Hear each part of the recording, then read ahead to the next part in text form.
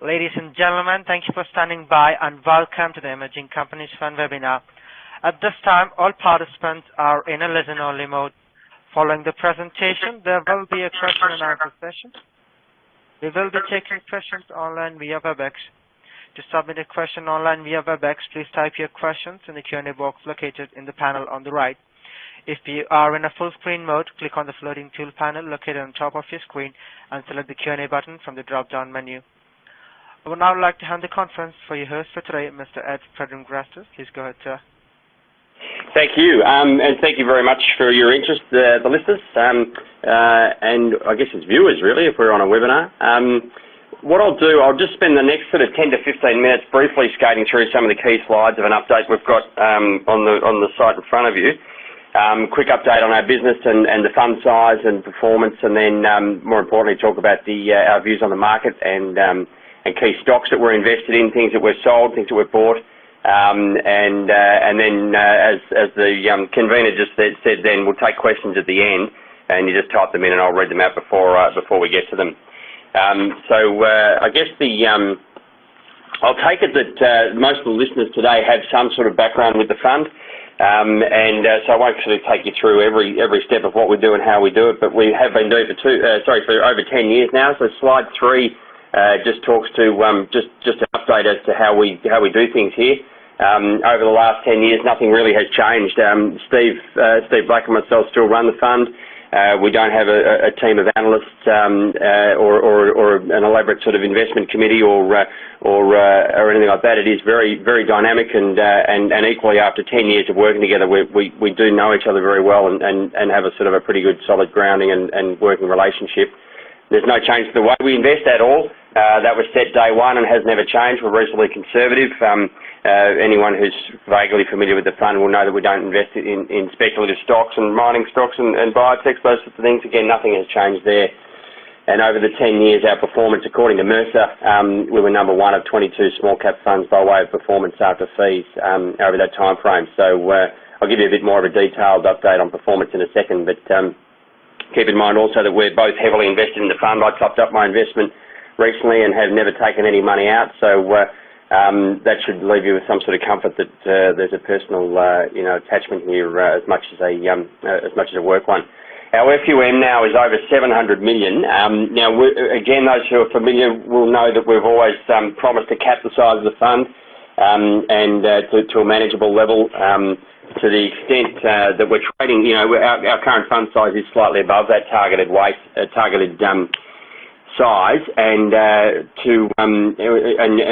so we've over the last 2 years in 4 increments we've given back 20% of the FUM by way of distribution, and looking into the June period this year we'll do the same, another 5%, and equally we've closed the fund to new investors now. I guess we had a little bit of money coming in, a little bit going out, which was manageable, but with the markets and performance, it seems to have tickled up over the last couple of months, 2 or 3 months, so we have actually closed it on more channels. We really very strongly believe that this fund should be kept at a manageable level size-wise, so just expect another 5% in June and potentially more if that, our targeted weight is more closer to 600 than 700.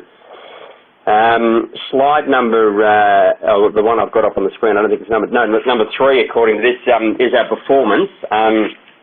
And you can see over the last, the market's been incredibly strong this calendar year.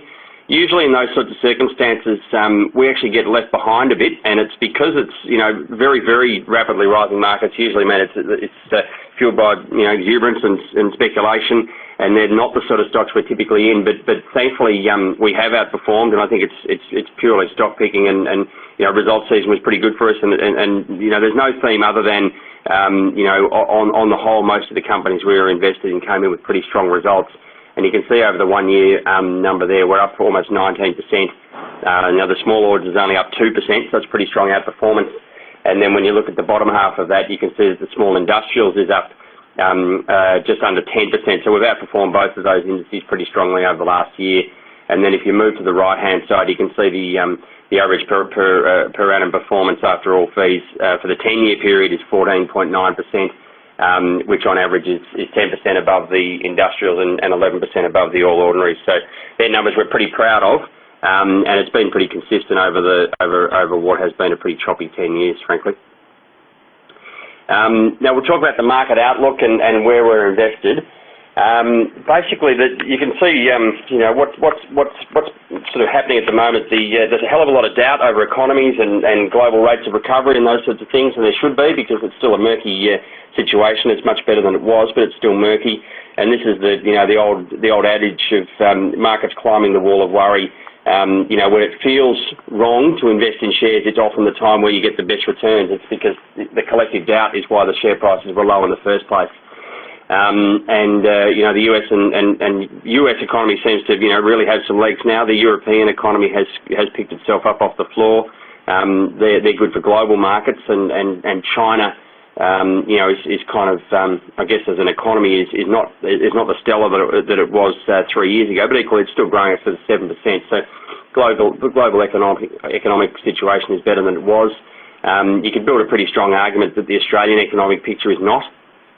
Indeed, we've got this big lag because we had such a boom in the mining industry, which saw us survive the first 2 or 3 years of the GFC, and that's likely to reverse now. And the housing and other areas of the economy are trying to offset that, and you'll see, that's why interest rates are so low to try and pick up the slack. But question mark over whether or not that's going to happen. And I'll talk about how we play that as we move through the slides. But the other thing, again, we'll have a separate slide on this, but the Aussie dollar is a very, very dramatic change. What's happened there in the last 6 months. So, but in a valuation sense, notwithstanding the fact that the market has risen strongly, the next slide there shows you the PE, which is just the rating the market is ascribing to forward earnings. It's kind of, it's risen. Yes, it's not where it was in 2009, but nothing is. But we're not sort of saying that it's particularly stretched. It's not off the charts. And equally, if you plot this against bond yields, it's still showing to be very cheap. And that's just simply that comparison between the cost of funding, or the alternative returns on low-risk assets like bonds and cash are so low now, with interest rates globally so low, that valuations on the share market in comparison to that are actually pretty modest. So having said all that, we don't invest, we're not looking to time markets. We're very much a stock-picking fund. So when we talk about, and we sort of carve the world into two themes: those companies that can grow in any market environment or any economic environment, and those that are heavily tied to the cycle. And it's fair to say that our skew, and we've always had some cyclical stocks. It's usually about 20% of the portfolio. We've kind of narrowed that. We've taken a lot of those sorts of stocks out of late, and you can see that business and consumer confidence. Everyone reads the newspapers. We know the economy's in pretty tough nick, and equally consumer confidence. You've seen what's happened. The Canberra situation is as big a distraction as it was during the Labor years almost now, and that's really, as a result of choppy economic management, as well as a budget which really does need some sort of long-term repair, and hence the rhetoric is pretty bad. So that sees us sort of skew away from economically cyclical stocks, and our portfolio positioning is summarised there on slide 7. More than 2/3 of our portfolio is in companies where we're confident they can achieve growth in any economic environment. And again, those who are familiar with our fund and have heard from us before are probably getting sick of hearing that. We think it's a good thing that there's still plenty of companies we can invest in that don't necessarily need the economy to be firing. And stocks like Veda, Ramsay Healthcare, Slater and Gordon, they've proven that they can grow even in the worst of times. We do have, I guess, the sort of cyclical stocks that we have at the moment are mostly confined to financial services, so IOOF and Perpetual and those sorts of stocks, which we've got a separate slide on. We still think that's a sector that's yet to fully recover. Wouldn't touch mining services and haven't for 3 years now. Discretionary retail, similar thing. We just don't see any reason. In fact, when we talk about the Aussie dollar, there's a big reason to be very wary on that sector in our view. Not just the fact that the volumes are down and the international competitors are eating the locals' lunch. And we did have a pretty big weighting to housing stocks this time 18 months ago. We've pulled that back over the last 3 to 6 months. The share prices of things like CSR and Fletcher Building have done very well. And we're just further through the cycle, and you find that, it's very quickly an upswing, and we've had a massive upswing in housing activity in New South Wales. Very quickly that gets priced in. CSR is not $1.60 anymore. It's more like $4. So we've happily taken profits in most of those stocks.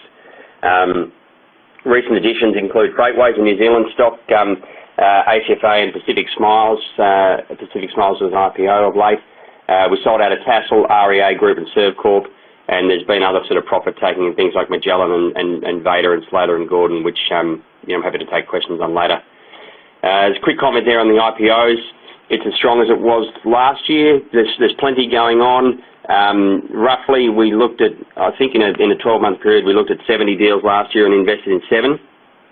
So we're certainly not buying into most of these. 90% of them we think are it's either too early, they're not cheap enough, or we just don't think that there's enough upside, or just enough solidity to the business model. Lots of things have kind of packaged together and floated, and they might look good day one, but there's a lot of kind of murkiness behind them. So we're still looking at a lot of them.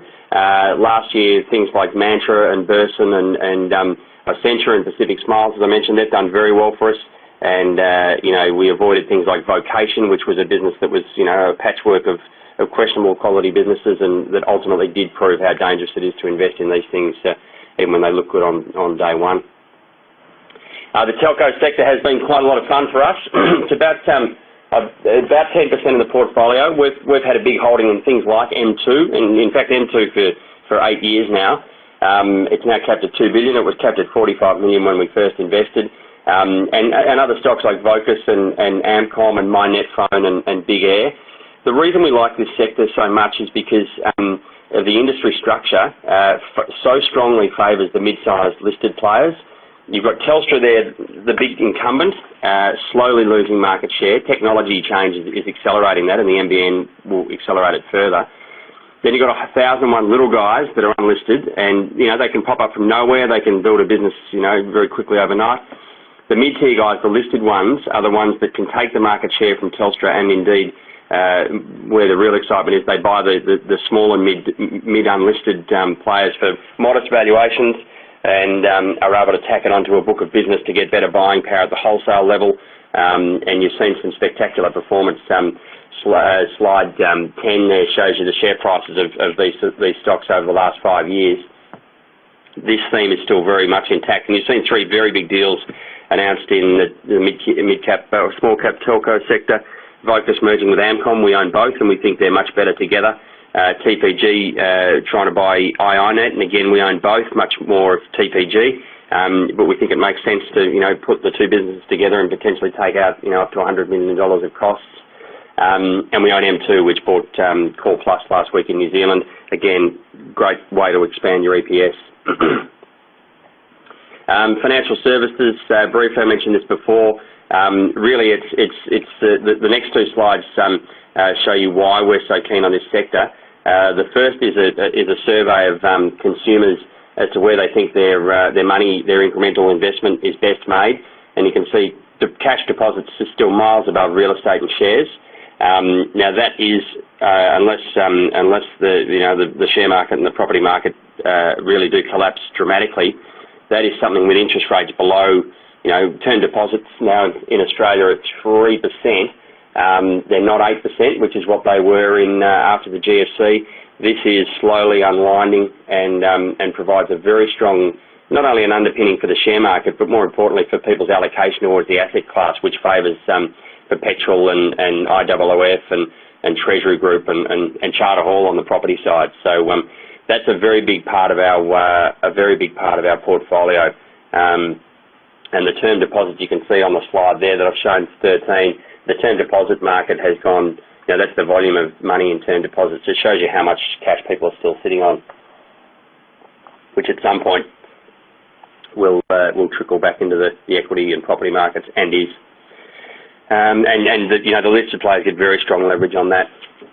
The Aussie dollar, this is something that you get a big move in a 6-month period, and it becomes the theme into results season and more importantly profit warning season in May and June. And I think the retail sector is one to watch here. particularly the discretionary retailers. So basically, effectively what's happened is the Aussie dollar's fallen 20% in 6 months. Everything the importers and the retailers buy from China has risen in price by that to that extent, and they'll try and recover that by raising their own prices. And in a tough, we showed you before, the consumer sentiment environment is very poor. That's going to be much, much harder to get price increases through in that tough environment. And these guys will also, they can pass it on. We've heard that before. But they all saw gross margin expansion when the currency rose. They banked the benefit, in other words, and I think they'll give it back. There's a very, very big risk they'll give it back, and it'll happen suddenly, and it'll be a very big theme in May and June this year. There's a couple of stocks, or a few stocks that actually do benefit from the Aussie dollar. One of them, Burson, which we own, and I've got a bit of a detailed slide which we can get to if we've still got time, but the reason Burson is a beneficiary of the Aussie dollar, they're the biggest wholesaler of parts that ultimately go into the garage that services your car. Now, if the currency rises, they have an increased cost of goods sold. They pass it straight on to the mechanic, who then passes it on to you. And if, let's say, you get your car service for $500, the parts are often only $100. The rest is labour. And if that price goes up, by 10% even, goes up from 100 to 110, you're not going to notice that extra $10, and you're not going to. You literally probably won't notice it, and the mechanic just passes it on anyway. So in effect, it's actually growing Burson's market. The entire value of the market has risen, and they don't have particularly discerning or the sort of clients that would push back on price increases, and all their competitors have the same issue. So that's a beneficiary. And then some of the tourism stocks that we own, Sea-Link and Mantra, hotels and ferries, we'll likely see an increase in domestic tourism as it becomes more expensive to travel overseas, and also the overseas guys can come over to Australia. And then there's plenty of companies that we own that generate a big part, if not all of their earnings in US dollars, things like HFA, Treasury Group, and then Slater and Gordon and Domino's in euro and pound. And then the last bullet point there is that you get even more leverage if your cost base is in Australia and your revenues in overseas currencies. And some of the software businesses, particularly, who have done very well for us of late, have that exact dynamic. And Magellan Financial as well. All their FUM, or most of it's in US dollars, and their cost base is in Australian. And now we just talk about. I've just listed there our top on page 15. Our top 10 holdings. They're in alphabetical, not in size. And you can see there's 4 stocks in the there's 5 now in the financial services sector. So that's Charter Hall, HFA, IOOF, Perpetual, and Treasury Group. All stocks that we like individually, but also capture that theme of the financial services side. And the majority, really, I think every other stock there is not necessarily that cyclical. The 2 New Zealand stocks, Mainfreight and Freightways, do have some sort of cyclicality, but they've proven that they can grow through cycles in the past. Same with Cube, the stevedoring and logistics player. M2 we've mentioned before, the telco, and then the other stock there, which has come back into our top 10 because we bought it we actually traded out of it. And then it came back, we bought back in more recently, G8 Education, which is the childcare roll-up story. We sort of did up at $5 query how they can fund their acquisitions, but back at $3.30, we were happy to get back in and increase the weight. When the stock's now yielding 9% fully franked and on a P of under 10, you can see that the market's clearly collectively doubting, not giving them too much benefit of the doubt, which we think they deserve at these prices. So I've got a little we touch on a few more stocks there. HFA, which is I'll give you just a quick couple of bullet points on each of these, and then I'll hand it over for questions. HFA is a stock we've owned for a year and a half, and we've known it since it floated in 2006, I think it was. It's now purely a US-based hedge fund of funds. It's been in operation as that for a number of years, but it's had other loss-making businesses within the listed entity, which are now gone. So US-denominated earnings, they're a very consistent performer, and indeed they had a relationship with one of the biggest private equity groups globally to market the fund, which didn't work, and they're now back in control of their marketing and raising money again. So So, and it's a classic case in small caps because everyone's got a long memory. They remember all the disasters of the past, which had nothing to do with the US hedge fund manager. It was the other divisions. Most people who do what we do haven't gone back to HFA. They've promised not to, and that therein lies the opportunity. It's a lot cleaner than it used to be. Treasury Group is another, so it's a little bit similar to Pengana, but it uses a variety of brands. They own roughly half shares in businesses like Investors Mutual and Rare Infrastructure, and other domestic fund managers. They're all boutiques, so it's pretty well spread. And they merged with a US sort of similar business in November last year, which sees them, in a much bigger market with more aggressive management now and potentially more deal flow. And really the scale potential in these businesses from, you get startups by people who have been in the industry for a long while.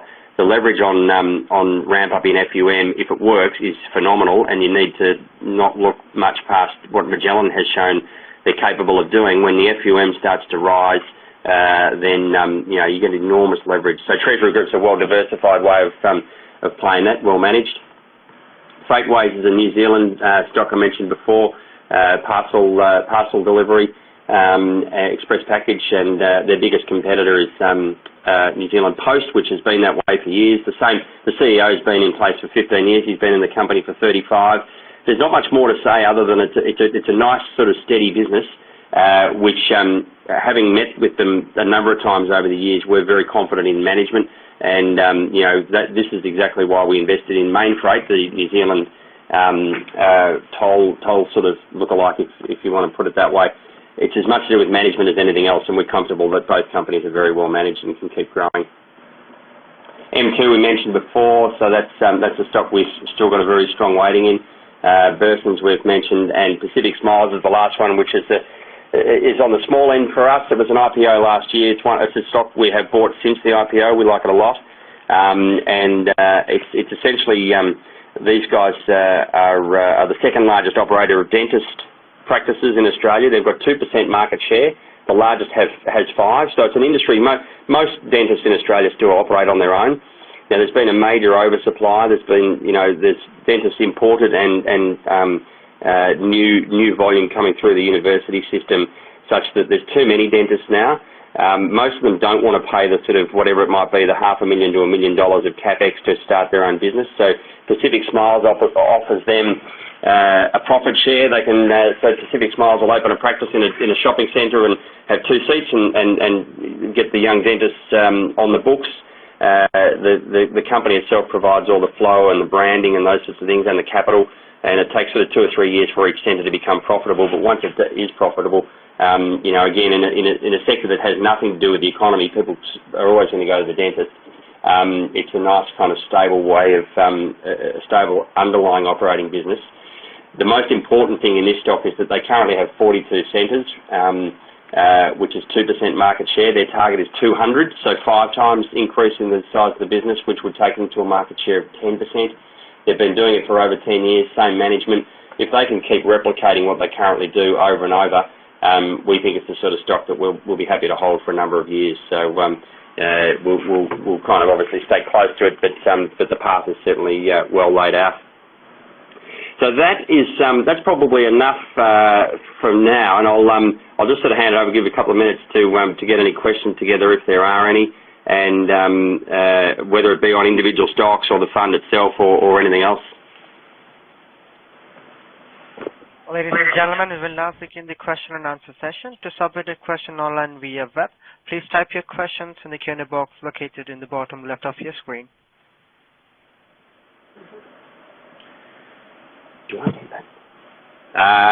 Okay, so I've got a question here from Grant Taylor, and I think I'll read the question out. I don't think I need to type it in, but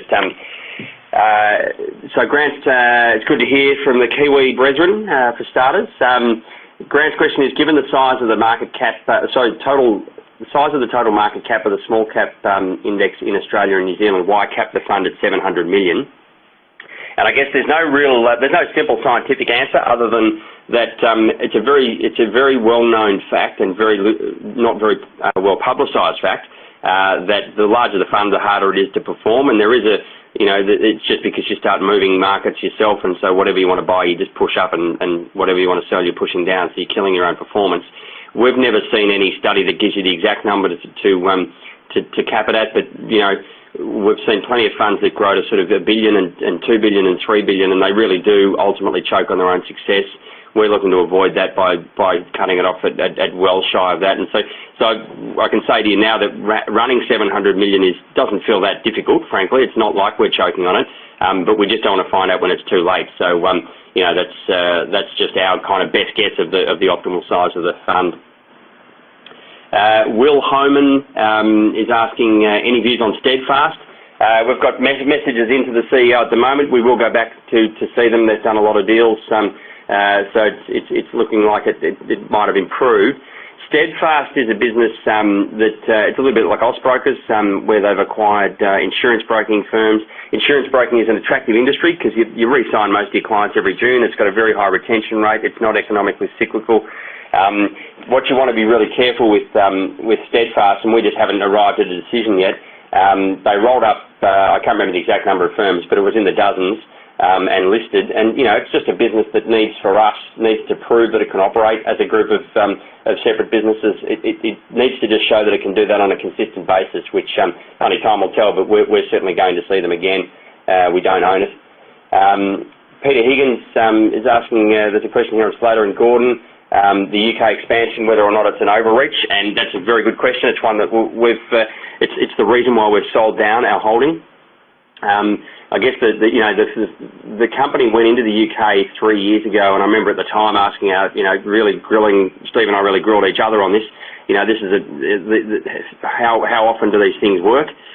And so we did reduce our weight 3 years ago on the back of that, and that was at probably $2, and it's now $7 or just below $7. So they have actually proven to date that they've managed it well, but this is a very, very big deal. It's a very big bite. So we own less of it now again, and we'll watch it very carefully. But believe me, it's not as big a weight as it used to be, purely because of that question. Question here: are we looking at the MYOB IPO? Yes, we are. We've met with the company, met them last week, and so I used to cover MYOB when it listed in the late 90s, 1990s, and Steve owned it at JB Weir. So we've got a lot of history with the business. And it's actually in really good nick, frankly. And the deal structure itself actually looks pretty clean. The private equity guys are not selling out. It's the money that's being raised is paying off debt. So it's a bit like Vader in that they probably see the upside as potentially pretty strong even after the IPO. And really the upside is based on moving people away from just buying the CD once and often never updating it, to getting an online subscription to a service-based version of MYOB, which they've spent a lot of money on it, but they've got such a captive audience, and the income you generate from someone who pays you a monthly fee to use the software is much better than selling it to hundreds of thousands of little businesses who never pay anything again. So yeah, it looks pretty interesting. We don't know the exact pricing yet, but we're certainly looking at it closely. Now there's three questions here. What are the reasons for reducing Vader? Vader is a stock that it was our biggest holding 6 months ago. We've reduced it. The share price has done reasonably well, but we just don't own as many. And there's one key reason, and we've done a lot of industry cross checks. So we met Dun & Bradstreet and other players. There's nothing particularly wrong with Vader. The best bit about it is the Consumer Credit Bureau. It's a magnificent, very high barrier to entry business. But the more digging we've done, the more we realise that the company actually generates a lot of income through additional services and businesses they've bought since. So when you sort of strip it back, if it was just the Credit Bureau and nothing else, it'd be, it may not be growing as fast, but it'd be a cleaner story. We just reassessed and thought they have made a few acquisitions here. There's streams of business that, frankly, we're not even sure where to start on asking questions on it. So we probably don't understand and can't understand it as well as we could. Which means we just need to bring back the weight and get to know it a bit better. So it wasn't, we still own quite a lot of it, but just not as many. And then another question, is Ramsay being reduced too? We haven't sold Ramsay, I don't think, for the last year. It's now, and we met up with them recently. I can't remember a better put together industry or or stock or set of managers. The only shame, so we haven't sold any recently. The only shame with Ramsay is it's gone into the top 50, so we've got to sell out. Our rules are that when it goes into the top 50, we have to sell. We can't buy anymore, and we have to sell out within 12 months. So we will do that. Regretfully, frankly, it's just such a good business. And then does the fund own? I just need to click on this one. Does the fund?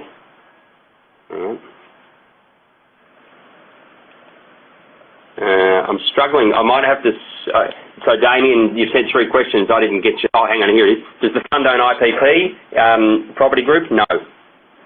We've looked at it, and it certainly looks and feels and smells like an early day REA, and it might be, but it's just one that doesn't generate enough profit for us. It's still a little bit early as to whether it's really going to come through. So we do keep an eye on it. We know the CEO, but we don't own it.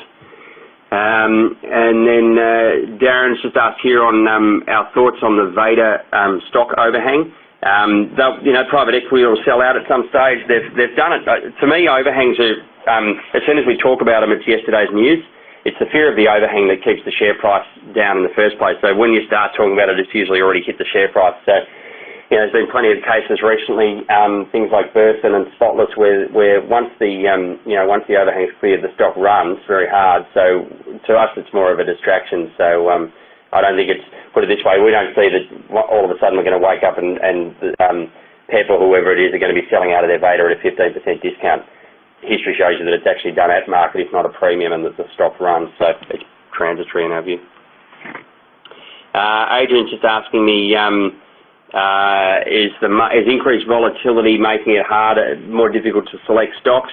No, not really. It's I guess our view is it should always be hard. It is hard, and it's never felt that easy. So volatility, I guess what we've done over the last 12, 18 months, there's plenty of stocks. You'll remember that we're in our top 10 2 years ago, if for those who have sort of kept an eye on things, it's to that level of detail that we don't own anymore at all. Things like Breville, REA Group, and the volatility really, as it relates to those stocks, is that they went up so much and we sold out because the valuations just got stretched. So, we're always looking to sell things if we think they've had as good a run as they ever will, move into cheaper stocks. The IPO cycle certainly helps that because there's just a higher number of stocks. So no, it's doesn't feel that much harder than it usually is. Question here on the cash holdings from Zena. We hold about 5% cash.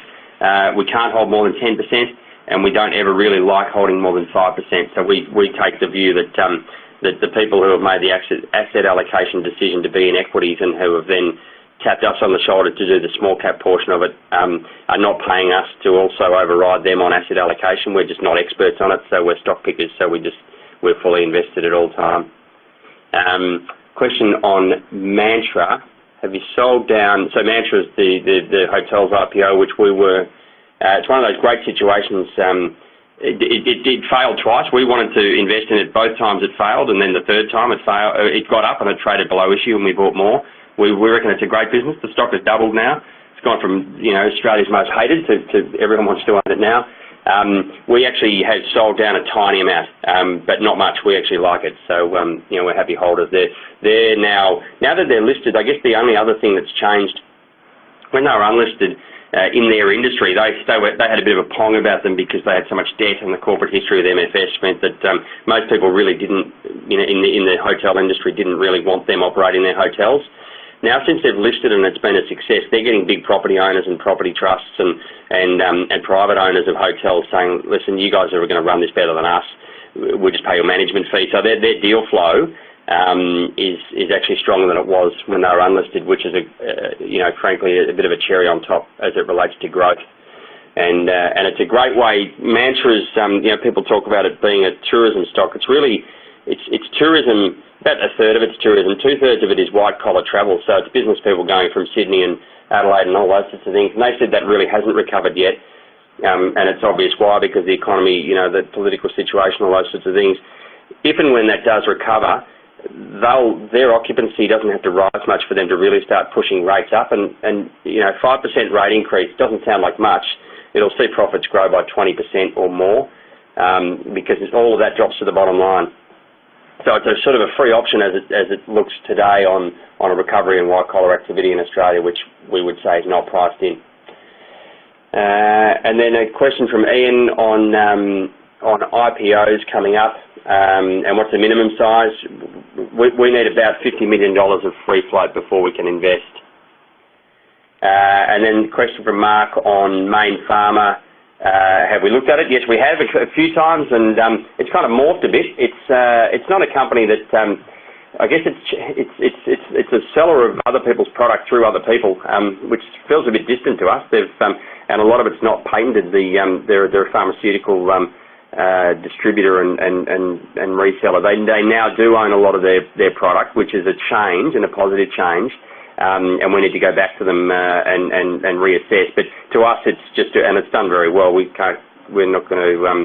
didn't get it right by not owning it, but it just, it operates in the US. There's big players there. They're potentially the meat in a sandwich where big farmers in the US can kind of squash them. So just need to be careful about that. But to date, it's done pretty well. We'll go back to it. So that was the last question that was on the website. If there's no more, I'll give it a minute, but if there's no more, we'll just leave you with the summary that, again, what we mentioned before, there's no change in what we do or how we do it, and equally markets are as, I guess, interesting and tough as they always have been. So there's one last question. So the fund seems light on healthcare. Okay, so hang on, let me just get the rest of the question. Sorry about this. So it's a question about our exposure to healthcare. We're a bit light on, and particularly if we have to sell out of our Ramsay. Is it so? And are you still in CAJ? Okay, so we like the sector fundamentally because it's not exposed to the cycle, and the ageing population is an underpinning positive. You're right. There's probably not enough choice, particularly when Ramsay's gone. We're visiting Healthscope, and we did look at the IPO. It's gone up, but we've held a lot more Ramsay, so we've captured a lot of that upside anyway. We do own ResMed and have done for the last 2 or 3 years. Now that stock's hitting all-time highs. Some of it's currency related, but most of it is because their product release in the sleep apnea masks, they had a bit of a lull between product releases and lost a bit of market share, which we thought could reverse with a new product, and it is. So that's been very strong. And yes, we are in CAJ. That's for those who don't know, that's Capital Health, which is a radiology roll-up, which we bought, below 20 cents. It's now trading at around $1, and we still have a holding. Very well run, and that's been acquiring private players for pretty modest multiples, and more importantly, still growing those individual businesses and retaining the key radiologists. And we've visited the operatives and get the sense that the culture in the business is pretty strong. They've only been in Victoria until 6 months ago, and have managed to grow pretty well. Now they've made an acquisition in New South Wales, and they see that as a bit of a beachhead for further deals. So to us, because it's acquisition driven, we're never going to have, it's never, we own less than we would in other situations of the stock. But equally, as I mentioned before, it is very well managed and has done very clever deals to date. So we're happy to back it with a smallish weight from here. So it looks like that was the last question. So thank you very much for your interest. Appreciate it. And if there's any follow-up, you can come through to Rebecca or straight through to me. But thank you again for your time. Ladies and gentlemen, that does conclude our conference for today. Thank you for participating. You may all disconnect. Good day.